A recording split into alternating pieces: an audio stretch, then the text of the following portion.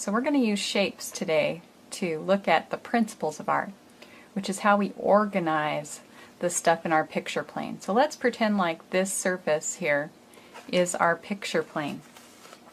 Our first principle of art is balance.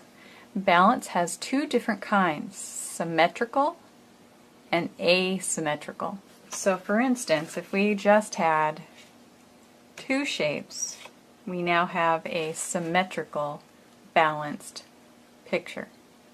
Okay, it could be vertically or horizontally. So still balanced. Now, if we want asymmetrical balance in our picture, we want the picture to feel like it's off balance, then we're going to create something that is not the same on both sides. So if we had, say, something here in our picture and something here in basic shapes. Now don't forget those shapes could be faces, they could be trees, they could be flowers. So think of whatever you're making in your picture in terms of a shape right now, just to think about how balance works. Okay, another example of asymmetrical balance is if you would have two shapes that were of different size. The next principle of art is emphasis. Emphasis is like the Mona Lisa, when one part of your picture is more important than the rest. So think of whatever it is that you're drawing as the superstar, as the actor that is the star of the show. And all of the things that are around that superstar are the supporting actors or actresses. So let's say that we have a few other players in the game. We have one superstar in our picture, the emphasis, and the other parts are smaller or less significant. Sometimes even the superstar is brightly colored while the other supporting actors, the things that are not the emphasis, are more dimly colored. Now this isn't to say that you have to have your superstar in the middle. You could have your emphasis happen in the corner with all of the smaller pieces ranging around it. So think maybe Starry Night, where you have the building and the trees,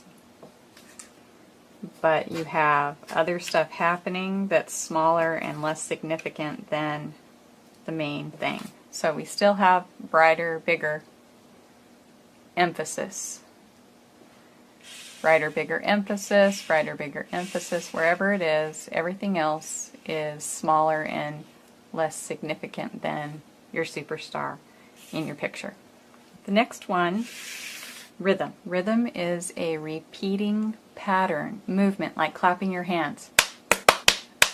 However you place your visuals on your picture plane in a repeating pattern is rhythm. So we create rhythm in a repeating pattern. It can be as complicated or as simple as you like. Okay? Rhythm. Now you could use more than one design principle at a time. So if you wanted to have rhythm with emphasis, then you might have this type of a design. Just make a plan. Okay? But you could do rhythm with objects as well that are forms. For example, we can create rhythm in a collage by using an element several times over and over again that creates a pattern. So rhythm with forms or rhythm with shapes. It's still the principle of design that we use because people like to see something more than once. When you repeat an element, it feels good. It's like clapping your hands to music that you enjoy. It's like dancing. It's movement. So rhythm can be a great principle of design to utilize. Okay, the next principle of art is variation. Variation can be very helpful because sometimes when an artist uses rhythm too much, it's boring. So an example of variation is variety. The definition is a variety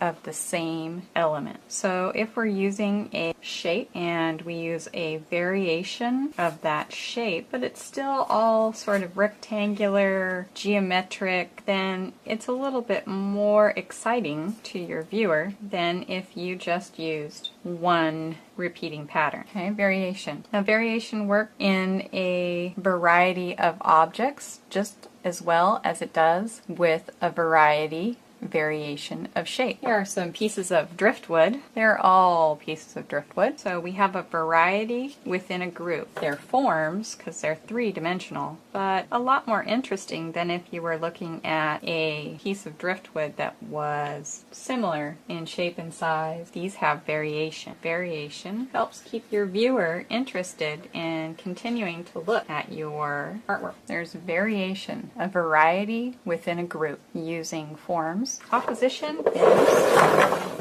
when you use an element that is opposite from another element. So let's say, for instance, we had one big square, and then opposite to it we made small thin lines, like so. So we're going opposition from the other direction. Opposition. It's when something clashes. It would be even more if I created some vertical stripe right next to horizontal stripe. Okay, opposition is opposites.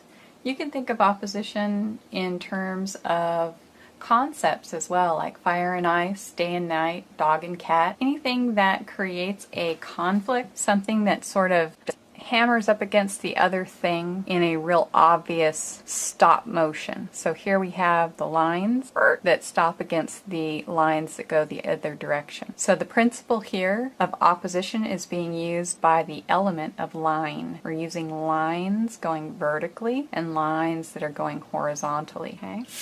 Another way you could show opposition is if you had objects that were in sharp contrast to each other as well. So if I used a man-made object next to a natural object, the contrast is both a conflict in concept as well as conflict in the way that they are arranged on your paper. Also think about using geometric shape with organic shape. Something that is geometric and something that's organic. Opposition. Transition is our other principle of design. Transition is when something changes shape in your design. Let's say, for instance, if we had this shape and it makes this transition from these shapes into another shape. So this is transitioning from this shape to this shape to this shape to this shape. In artwork, when you make a transition from something to something else slowly, it kind of pulls your viewer's eye around and into the piece more. Another example of transition, we have the shape turns into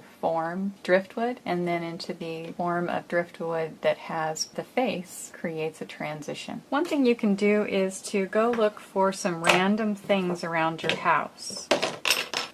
After you have found those things, then try out arranging them in the different principles of art that we just talked about. How could you organize them?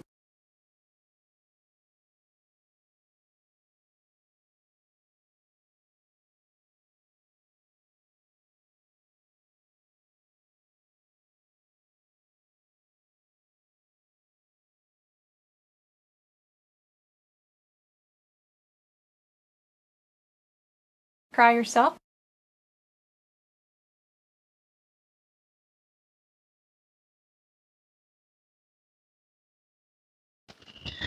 Okay, naintindihan niyo ba ang sinasabi dito sa ating topic? Ulitin ko ha.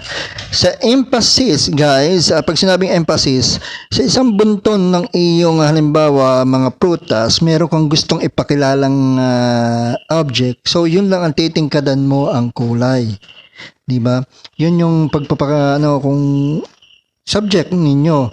Kumbaga sa halimbawa may picture ka, ang subject mo ay yung tao ang kukunan mo. So yung mga detalyeng nasa paligid, yun ay lamang, dagdag lamang, pampaganda lang sa iyong subject na intindihan.